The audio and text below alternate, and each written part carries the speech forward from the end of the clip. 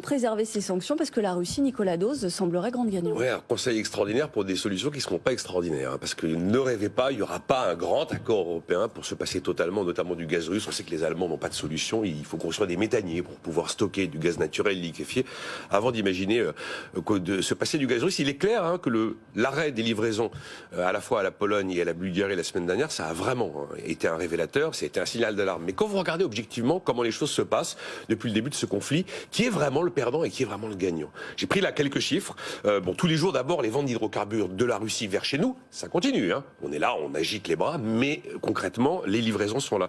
L'Union européenne a versé en moyenne depuis le début du conflit 22 milliards d'euros par mois à la Russie. En temps normal, il y a un an, c'était 12 milliards d'euros par mois.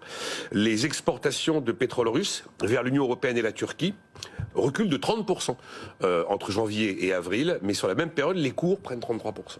Et idem d'ailleurs sur le gaz russe, les exportations vers chez nous, eh bien c'est moins 27%, mais sur la période, les cours augmentent de plus de 80%.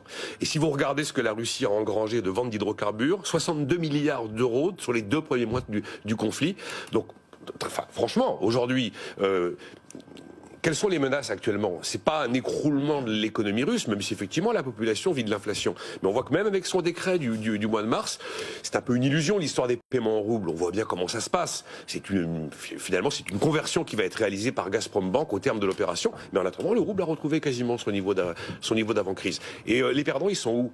Les pays qui vivent une forte reprise de l'inflation, je crois savoir qui c'est, des pays qui sont éventuellement menacés de récession alors qu'on les pensait plutôt à l'abri des tempêtes. Je pense à l'Allemagne par exemple, qui nous a clairement dit que sans le gaz russe, c'était la récession. On voit que le yuan tente de se faire une petite place au soleil à côté du dollar, et d'ailleurs Poutine a dit j'impose le paiement en rouble ou en yuan pour mes barils de pétrole. On voit que l'exclusion des banques russes du système SWIFT fait que ces mêmes banques russes ne peuvent plus aujourd'hui rembourser ce qu'elles doivent à des tiers. Donc quel perdant dans ces cas-là? On peut se poser la question. Et puis il y a des pays assez lourds, comme le Brésil, comme la Chine, comme l'Inde, qui de manière un petit peu feutrée, un petit peu prudente, ont quand même plutôt un penchant russe. Donc à ce stade de l'histoire, objectivement, c'est pas la Russie la grande perdante, à mon avis. Jean-Marc.